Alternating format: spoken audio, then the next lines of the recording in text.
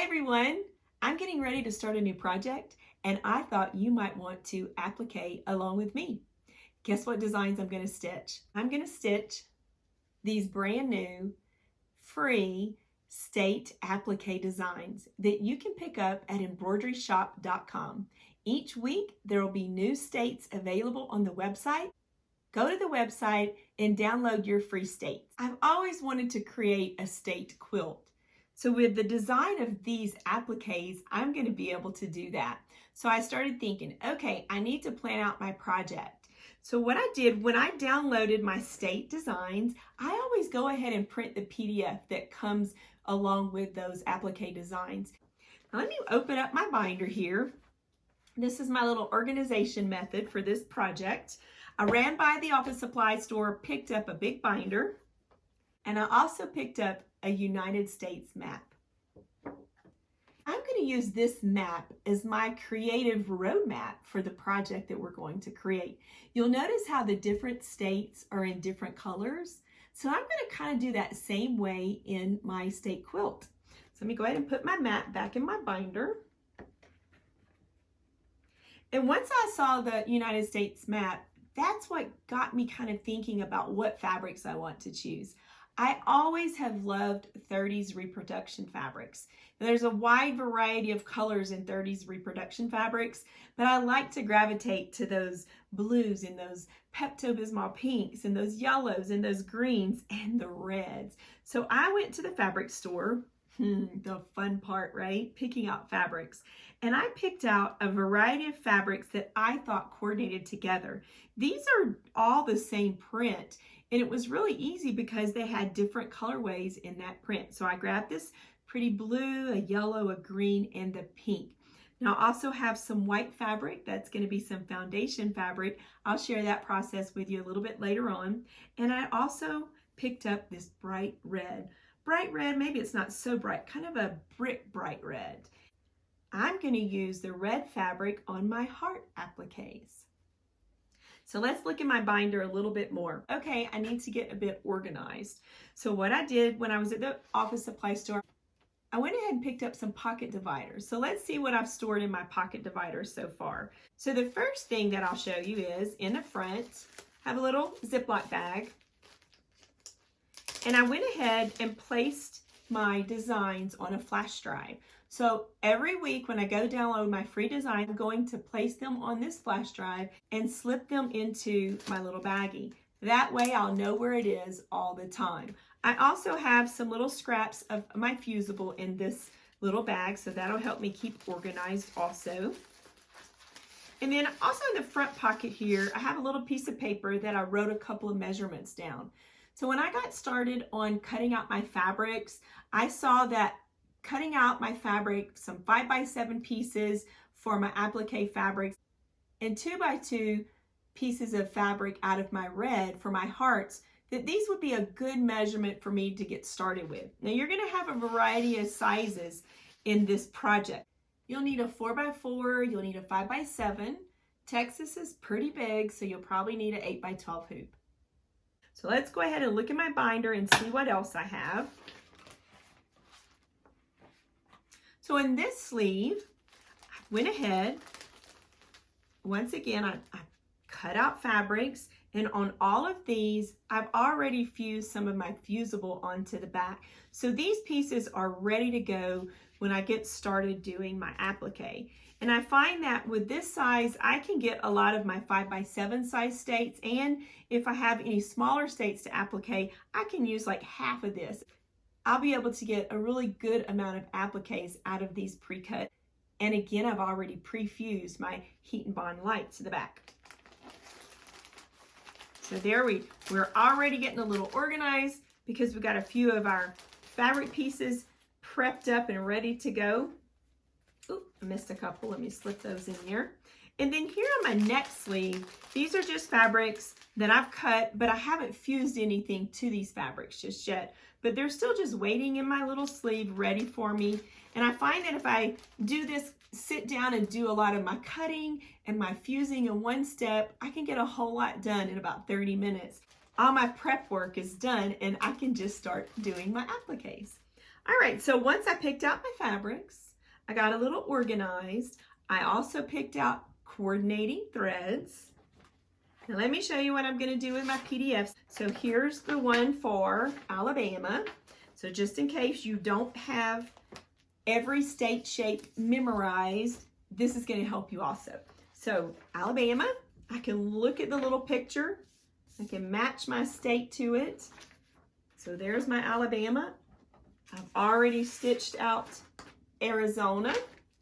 And if I look at Arizona, they match. All right, so this is going to be my system for keeping my appliques stored once I applique them. So let's turn over to another page. And I'll go ahead and slip in my PDF for Arizona and just slide it into my sleeve. And then I'll take my applique state and I'll slip it into the sleeve. Now I could put two to a sleeve, but I'm going to put the next state on the back of that sleeve. So I'll grab my next PDF, I'll slip it in. This is my Alabama, and then I'm going to slip Alabama at the top. Are you excited? Do you think you want to applique along with me? Well, guess what? There's even more fun to be had. If you decide to applique along with me and create a United States quilt, you can participate in the contest that Embroidershoppe.com is going to have, and they're going to have some prizes available. We'll give you all those details real soon. Let's go ahead and stitch our first state together. Now it's time to go over some of the supplies you'll want to gather together to do your applique states with me. I have a couple of pair of scissors. I have one pair that I'm going to use to cut paper because I have some fusible with paper on it. I have another pair that I like to do my trimming when I'm doing applique in the hoop, so I'll trim my fabric with these scissors. These scissors that come up and down, they have that curve, allows me to trim within the hoop on a flat surface, and it's just so much easier since it has the curve. These are a pair of Ginger scissors. They're not necessarily applique scissors, but these are the ones that I like to use when I'm trimming fabric in the hoop. I've chosen coordinating threads to go with the fabrics that I've chosen. I have my pink thread already in my embroidery machine ready to go for our first applique. I've also got a pre-wound bobbin here. Now you'll definitely want to look at your machine's instructions and use the appropriate size bobbin that is designed to go with your embroidery machine. That is always so very important.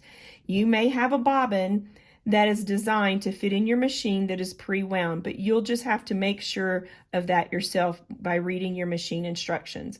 And if you don't think you can find a bobbin that's pre-wound to fit your machine, then go ahead and use your machine and wind your bobbin with your bobbin thread. The reason why I like to use pre-wounds is you get a bit more thread on the bobbin, and that's less changing of your bobbin when you're doing your project. So there's our threads and our bobbins. Now let's talk a little bit about the fusible.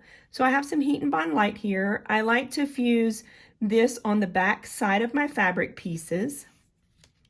So the little red for the hearts that we're going to use, and my fabrics that I'm choosing to do my appliques with. I've already pre-fused those on the backs of those pieces of fabric. This is a little bit lighter fusible, so when I'm embroidering, it's going to be less likely to gum up my needle. So this has been fused on the back side of my fabrics that I'm using for my applique. The next fusible that I'm going to use is the patch bond. The patch bond is something that I've picked up at Embroidershoppe.com. It's a heavier weighted fusible, and we're going to use that to fuse onto the back of our appliques once we're finished. I've already done that on the first applique that I've created. So let's turn it over to the back. You'll notice that it's a bit heavier, so it's going to be sturdier when we take and start putting our project all together. So I'm going to leave that fabric on the back until I get ready to start assembling my states the way I want to put them all together. I'll share that with you later on in the tutorial when we get enough states to start placing them together. So again, that's the Heat and Bond Light, and that's the patch bond. The next thing I'll talk about is the stabilizer that I'm going to use. So I'm using the Sulky Tear Easy, and it tears away easy. We have a layer I have a layer of that tearaway already hooped in my hoop along with a foundation fabric. And that tearaway is going to tear away clean and easy. So that's the one I'm using for my state applique project. Here's those lovely fabrics that I've already chosen for our project with the fusibles on the back. I've also printed my instruction sheets that Embroidershoppe gives to you to print in a PDF form. I always like to print them. It'll give you their recommended color combinations, which is really nice to have if you don't like deciding what threads you're going to use. So you can definitely go along with their thread color and choices. But I also like the fact that each one of their little step instruction is going to tell you when to apply the applique, trim the applique, do your zigzag stitch line, your outline, your tack down, and all that information. So I always print these for each one of my designs and place that in my little book, just like I showed you earlier.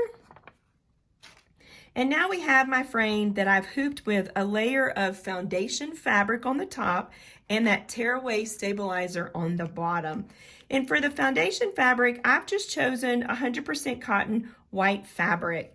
And that's coordinating with the fabrics that I've chosen. So you'll notice that in these fabrics, I have some white in the background. So I went ahead and just grabbed some white fabric as my foundation for the back side. So you'll choose whatever foundation fabric coordinates with the fabrics that you've chosen for our project. And you'll also notice that I have a hoop. So you're definitely going to need your embroidery hoops. Now the states are going to fit in a variety of hoop sizes. We'll have some 4x4, 5x7. Pretty sure we'll have an 8x12 because I think Texas is pretty big. So we'll most likely go up to at least an 8x8 or an 8x12. And I've already hooped my 5x7 for the state that we're going to do together today. And I've already threaded my pink thread in my needle, and I've placed my pre-wound bobbin in my bobbin case. So now that we've gone over all our supplies, let's head on over to the machine and get started appliquing one of our states. I've saved my designs onto a flash drive. So I'm going to attach my flash drive to my embroidery machine. Now that I have my flash drive attached to my embroidery machine, then I'm going to go into my machine and find those designs. You transfer your applique designs how you do with your machine. So I'm going to go into embroidery. I'm going to go to my memory pocket. I'm going to touch the icon where I know I have my flash drive plugged in. I'm going to just go ahead and navigate to where I have them saved on that flash drive. Yours may look a little bit different. And the first state that I'm going to applique with you is Arizona. So I'm going to grab that Arizona design.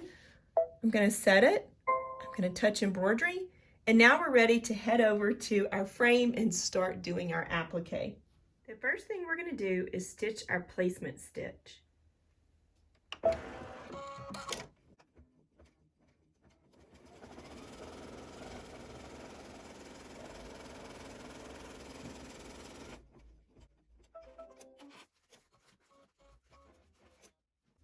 Now that we've stitched our placement stitch, we're going to create our applique by placing some fabric over those placement stitches.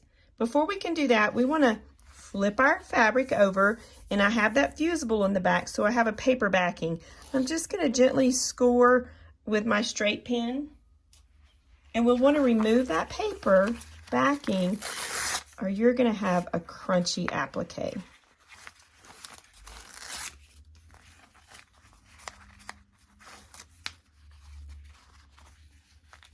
So now that we removed it, we're going to go ahead and place it on top of our placement stitch of our applique. I'll position the applique fabric wrong sides down, and again, I'm going to cover all around the placement stitch. I don't want to have any of those placement stitch lines exposed because we need to have fabric in that complete area. Okay, I think I have it in place. Let's go ahead and tack down our applique fabric.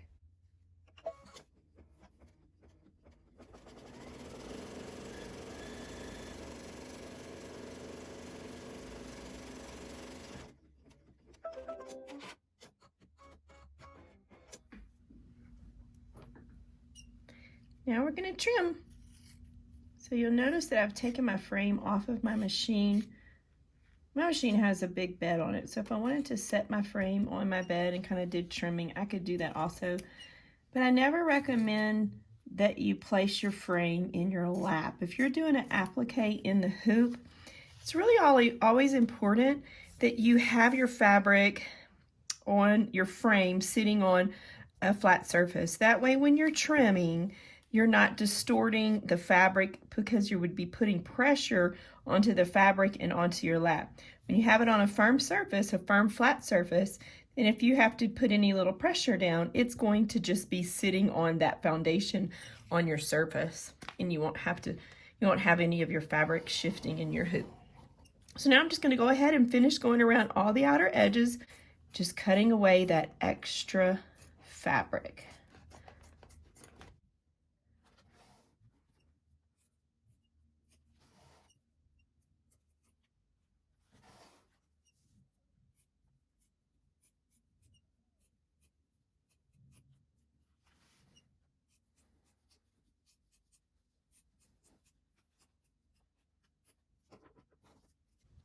Now that our state's all trimmed up, we'll go back to the embroidery machine and stitch our next step. I've changed my thread to red. Next, we're going to stitch our placement stitch for our heart.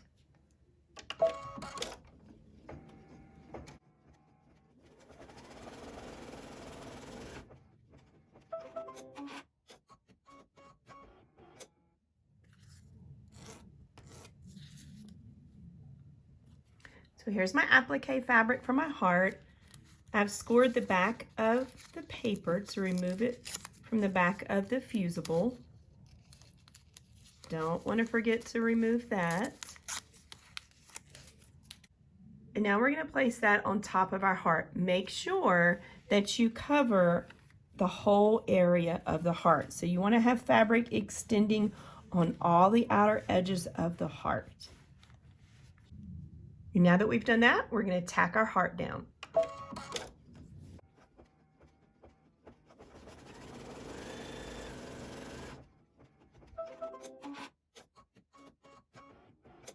It's time to trim the excess fabric on the outside of our tack down stitch.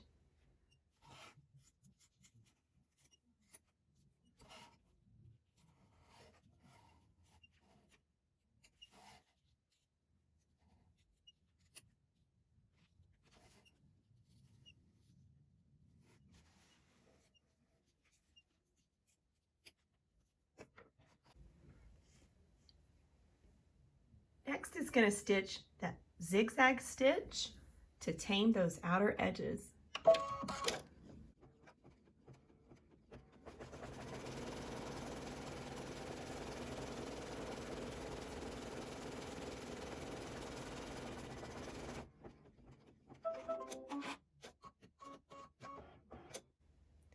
I really like the way once it does the tack down stitch on those applique pieces, it does that zigzag stitch because it helps it really give it a bit of thread to sit upon, and it also helps your satin stitch look even prettier once it stitches. Let's go ahead and stitch that satin stitch now.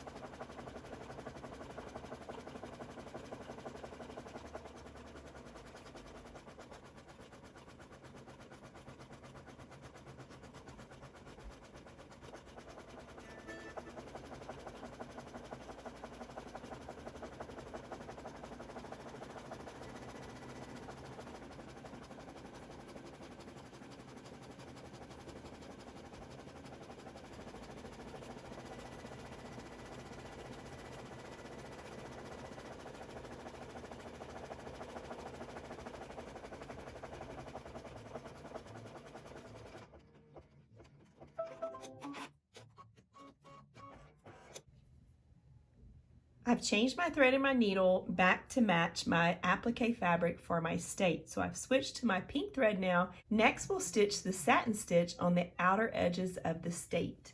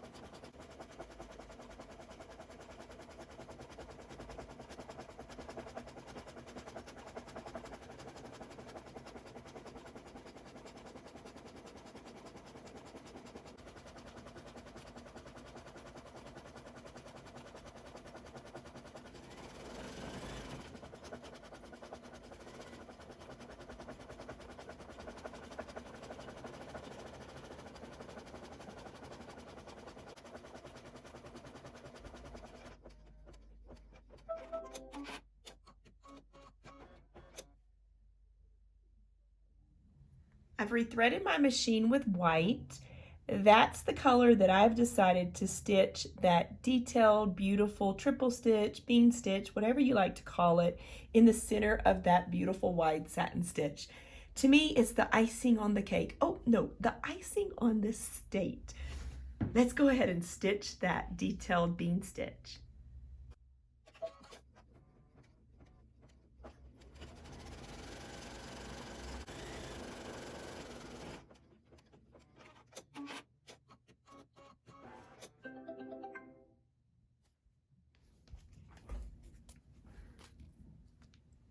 We're finished with our applique. Now it's time to remove it from the hoop.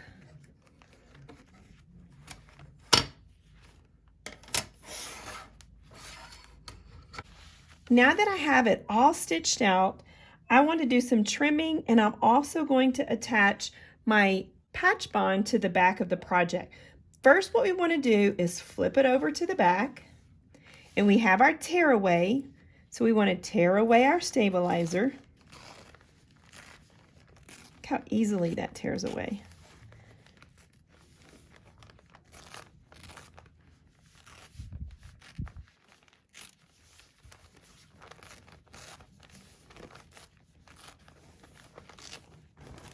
We also have tear away on the inside, so we're going to tear that away.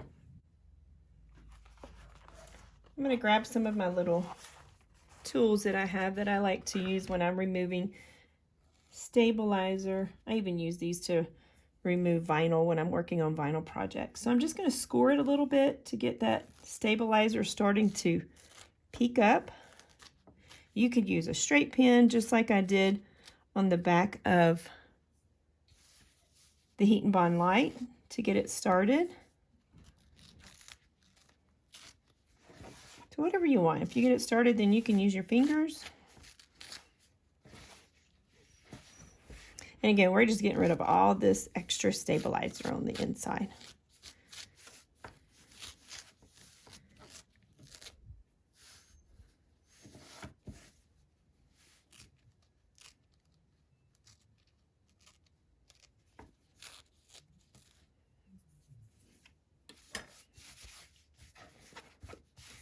Now that we removed all that stabilizer, we'll just flip it over back to the front. And at this point, you could go over and you could press those outer edges. I'll do that in just a second. You'll notice it can be a little bit crinkly on the outer edges, but that's okay. As we go forward in our process, we're going to make all of that fabric behave. The next thing that I want to do is cut me a piece of patch bond that's going to extend the outer edges of my state. So I'm going to grab my patch bond. I'm going to turn it over to where I have that paper shiny side on the back. I can kind of see through it. And I'm going to grab a pencil. I tried to use a permanent marker to write on this, but it's such a glossy finish, it'll just get all over your hand. So I recommend using a pencil. I'm lining it up here to where I know I have some extra outside of the state. So it's probably almost an inch that I have on that outer area, just to give us kind of a safe area and enough to work with. And I'm just going to take my pencil and just draw a line generously to where I feel like I have enough of that patch bond to extend on all of those outer edges. All right, so once I've penciled that in, I'm going to grab my paper scissors and just cut along here and cut along there.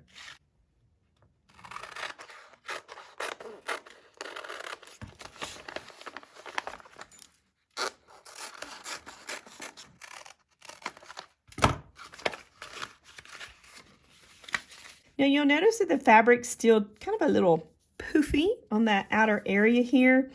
That's why I like to use that Heat and Bond Light as a fusible on the back of the fabric whenever I do any applique.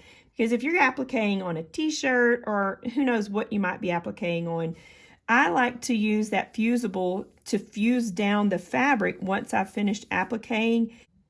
That's going to make it less likely for the fabric to come away from whatever your foundation is when you wash it. So that's just a little extra tip that I always like to use. So in a little bit, we're going to press, we'll be pressing this also, and we're going to use a pressing cloth because we have embroidery thread here and we don't want to press on top of our embroidery thread. Let's go over to the pressing surface. Let's attach our patch bond and let's go ahead and do some pressing. I'm at my little pressing station that I have set up on my work surface, and I have a wooden table. I have my wool mat sitting on it just in case you want to know. And I'm using my little mighty iron. This little iron gets really hot, so try that setting kind of in the middle before you go all the way up to the highest heat. It's a really good little iron. And I use it a lot, especially when I'm doing things like this, or I'm doing any kind of small type pressing or craft projects. So I'm going around and I'm just pressing those outer edges of the fabric. I'm not pressing on top of the embroidery thread, just on the outer edges of the fabric.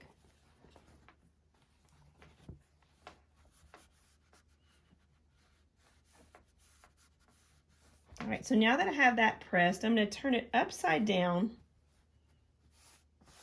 and kind of smooth it out. I'm going to place my patch bond on the back side. So here is this is the fusible, that shiny, if you run your finger on it, you'll definitely be able to see which one is your fusible. The paper side is not your fusible. We're just gonna align it on the outer edge of my state. And then we'll press that down.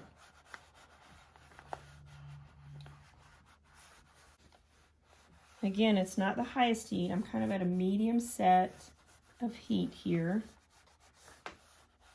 A medium heat setting.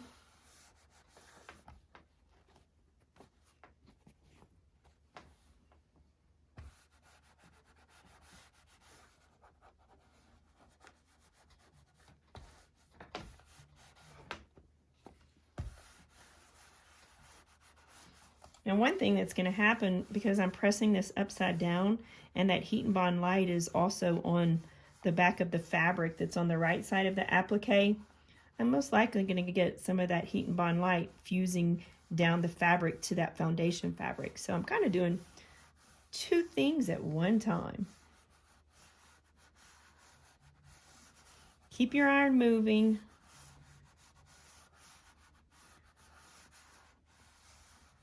And you will definitely notice that that patch bond has a very heavy fuse to it. All right, so now that we've got that fused down, I'm going to let it cool for just a second. I'm going to flip it over. And now from the front side, I'm going to once again just go over the outer edges. I'm going to try to do it left-handed so you can see it really well. So I'm just going on those outer edges of my satin stitch.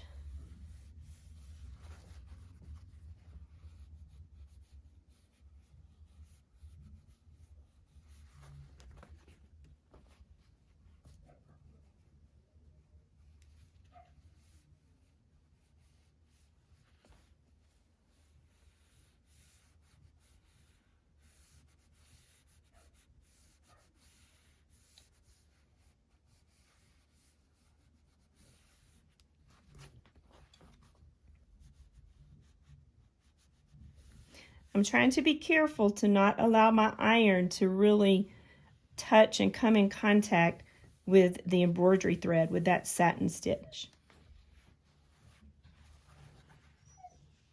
Okay, I think I've got that done nice and neat. We're going to go back over and start trimming away that extra fabric and the extra patch bond. I'm going to once again just grab my paper scissors, and I'm just going to start cutting. And I want to leave about a scant, maybe 1/2 inch around that outer edge, because I want to have enough to work around with my idea of how we're going to put these together eventually when we start putting them together. I'd rather you have a little extra on the outer edges than not enough. Later on, when we start really doing our whole process, we'll end up trimming some of these, most likely even a little bit shorter. But for now, because we don't know exactly how we want to puzzle them together, I want to have a little extra. And we'll trim away whatever we don't need later on in our process. All right, so we've got it all pressed and trimmed. Some of the fabric's still a little bit away. The applique fabric's a little bit not adhered to the foundation to our white foundation, and that's okay, because you can go ahead, and if you wanted to, you could put a pressing cloth and you can go back and press in those areas where your fabric is, and that'll help that fuse on down to your foundation. Arizona's all finished up, and I also already appliqued Alabama. Your turn. Now go pick your fabrics, applique your states. I can't wait to see what y'all come up with. Thanks everyone for stitching along with me. I had fun stitching with y'all. Head over to Embroidershoppe.com to download your free applique states as they become available.